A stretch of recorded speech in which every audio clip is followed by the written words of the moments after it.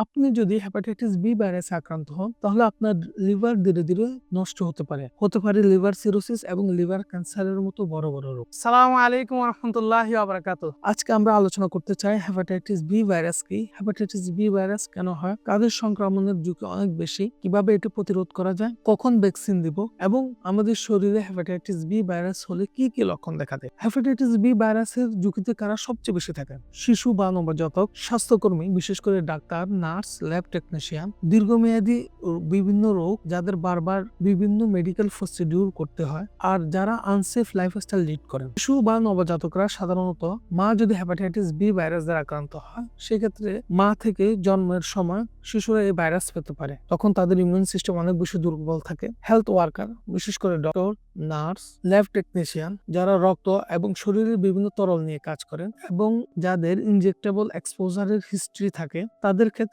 Needle pick ইনজুরির কারণে বা বিভিন্ন সার্জিক্যাল প্রসিডিউর করার সময় সহজে এই ভাইরাস দ্বারা তারা আক্রান্ত হতে পারে। যাদের দীর্ঘমেয়াদী বিভিন্ন রোগ যেমন কিডনি ডিজিজ, যাদের ডায়ালাইসিস করতে হয়, যাদের থ্যালাসেমিয়া আছে, যাদের ব্লাড ট্রান্সফিউশন করতে হয়, এছাড়াও এইচআইভি পেশেন্ট, এদের ঝুঁকি অনেক বেশি। এছাড়াও যারা আনসেফ লাইফস্টাইল লিড করেন, যেমন যারা শেয়ার রেজার ব্যবহার করেন, ট্যাটু করেন, যারা সেলুনে চুল কাটেন, সেলুনের চিরুনি দিয়ে মাথা আছড়ান বা শেয়ার করা যায় এরকম জিনিসপত্র ব্যবহার করেন। এছাড়াও নারী পুরুষ যারা অনিরাপদ মেলামেশা করেন, তাদের ক্ষেত্রে এই ঝুঁকি অনেক বেশি।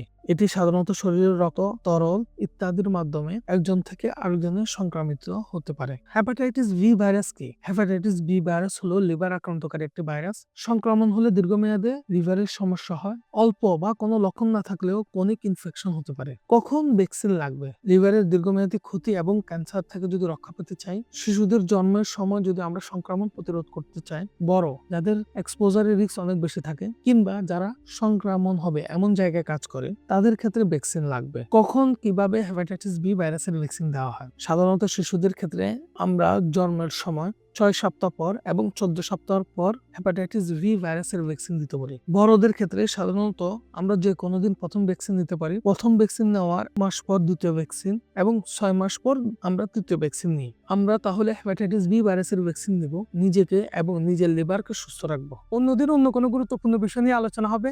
সে পর্যন্ত সবাই ভালো থাকবেন, সুস্থ থাকবেন। আসসালামু আলাইকুম ওয়া রাহমাতুল্লাহ।